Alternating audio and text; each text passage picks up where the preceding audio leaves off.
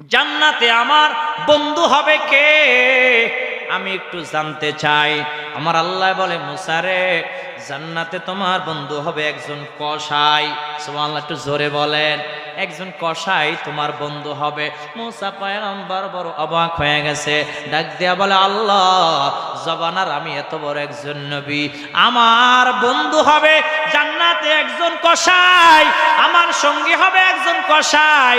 আয় আল্লাহ, ওই কসার ঠিকানা দেন, ওই কসার বায়োডাটা দেন, অ্যাড্রেস দেন, আমি যায়া দেখব এই কসাই কি আমল করে, যে আমল করার কারণে জান্নাতে আমার সঙ্গে এক জায়গায় থাকবে। জোরে কোন সুবহানাল্লাহ। আল্লাহ রাব্বুল আলামিন রোড ম্যাপ দিয়ে দিলেন। ওই রোড ম্যাপ ধরে ধরে মূসা আলাইহিস সালাতু ওয়াস সালাম ওই কসাইয়ের কাছে চলে গেছে, দূর থেকে সারাদিন ফলো করে যে স্পেশাল কি আমল করে এই কসাই, একটু আমার দেখার দরকার আছে। কারণ এই কসাই কি আমল করার কারণে আমার সঙ্গে জান্নাতে এক জায়গায় থাকবে, জানার দরকার আছে না নাই? দূর থেকে তাকায় দেখেন, না না, কসাই তো তেমন কোনো আমল কিছু করে না, গরুর গোস্ত বিক্রি করে, আর কোনো আমল তো করতে দেখে না। সর্বশেষ অল্প একটু গোস্তের টুকরা নিয়ে বাড়ির দিকে রওনা হয়েছে। মূসা আলাইহিস সালাতু ওয়াস সালাম পিছন পিছন রওনা হয়েছে। বাড়ির সামনে গিয়া বলে, ও কসাই, আমি তোমার মেহমান হতে চাই। জোরে কান সুবহানাল্লাহ। কসাই তো চিনে না এই যে মূসা নবী। সুবহানাল্লাহ, একটু জোরে বলেন। বলে, হালান সাহালান মারহাবান তয়্যিবান, ঠিক আছে, আপনাকে স্বাগতম জানালাম, আপনি আজকে আমার ঘরে মেহমান হয়ে যান। জোরে বলেন না সুবহানাল্লাহ। মূসা আলাইহিস সালাতু ওয়াস সালাম তো মেহমান হতে যায় নাই, এই কসাই কি আমল করে দেখার জন্য গেছে। জোরে করেন না সুবহানাল্লাহ। কসাইয়ের দিকে তাকায় রইছে। মূসা আলাইহিস সালাতু ওয়াস সালাম তাকায় দেখে এই কসাই যায় একটা ঝুপড়ি থেকে, একটা এরকম ঝুপড়ি থেকে, জুড়ি থেকে বৃদ্ধা একজন মহিলাকে বের করছে। বের করে গোসল গাছল দেওয়া পরিষ্কার পরিচ্ছন্ন করে রেখেছে, এবং ওই যে গোস্তের টুকরাটা নিছে, এটাকে কিমা বানায়া ছোট ছোট করে কেটে কেটে কেটে কেটে রান্না করেছে। রান্না কইরা সবার আগে ওই বৃদ্ধা মহিলাকে সাবায়া সাবায়া খাওয়ায়া দেয়, আর বৃদ্ধা মহিলা যেন ঠোঁট নাড়ায়া নাড়ায়া কি যেন দোয়া করে। মূসা আলাইহিস সালাতু ওয়াস সালাম দূর থেকে খেয়াল করে ডাক দিয়া বলে, ও কসাই ভাই, এই বৃদ্ধা মহিলা তোমার কি হয়?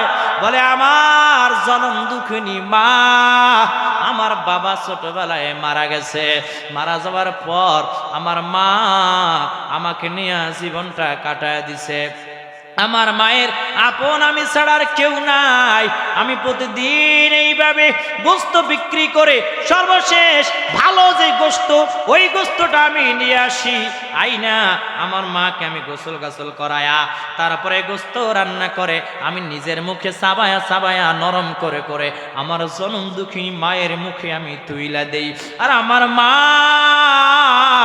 অনেক বেশি খুশি হয়ে যায়। মূসা নবী ডাক দিয়া বলে, ও কসাই, তোমার মা ঠোঁট নাড়ায় নাড়ায় কি বলছে বুঝতে পারি নাই। কসাই ডাক দিয়া বলে, ভাই, এই আমার মা কি দোয়া করে জানে? এমন একটা দোয়া করে যা জীবন কবুল হওয়ার মতো না। মূসা নবী বলে, কি দোয়া করে? বলে, আমার মাকে যতদিন যতবার আমি গোসল করাইয়া আমি যতবার খাবার খাওয়াইতে যাই, আমার মা আল্লাহর দরবারে দোয়া করে, মালিক, আয় আল্লাহ রব্বুল আলামিন, আমার সন্তানের উপর আমি মা রাজি খুশি হয়ে গেছি। আয় আল্লাহ, বর্তমান জমানার পয়গম্বর মূসা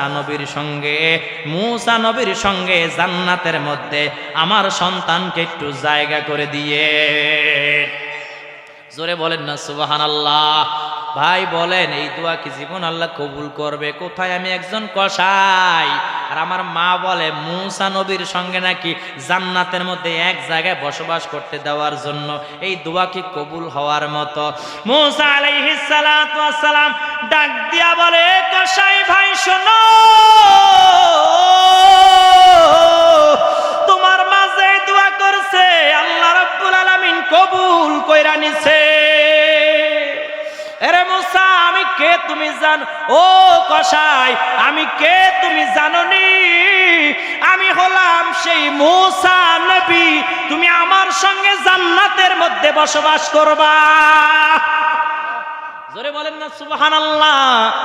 বলে আপনি কিভাবে জানলেন? বলে আমি আল্লাহর কাছে আমি ফরিয়াদ জানাইলাম, আল্লাহ জান্নাতে আমার বন্ধু হবে কে? আমার আল্লাহ রব্বুল আলামিন তোমার কথা বলে দিয়েছে। জোরে বলেন না সুবহানাল্লাহ। মায়ের এক দার দুধের দাম কাটিয়া গায়ের সাম, পাপুষ বানাইলে ঋণের শোধ হবে না। জনম দুঃখী আমার দরদি মা। জোরে বলেন সুবহানাল্লাহ। আর একটু জোরে বলেন না সুবহানাল্লাহ। ও নবীর আশিকের দল, এই জন্য মায়ের খেদমত করা লাগবে, বাবার খেদমত করা লাগবে, তাহলে আল্লাহর জান্নাতে যাওয়া একদম সহজ হয়ে যাবে। জোরে বলেন না সুবহানাল্লাহ। আর একটু চিল্লা বলেন না সুবহানাল্লাহ।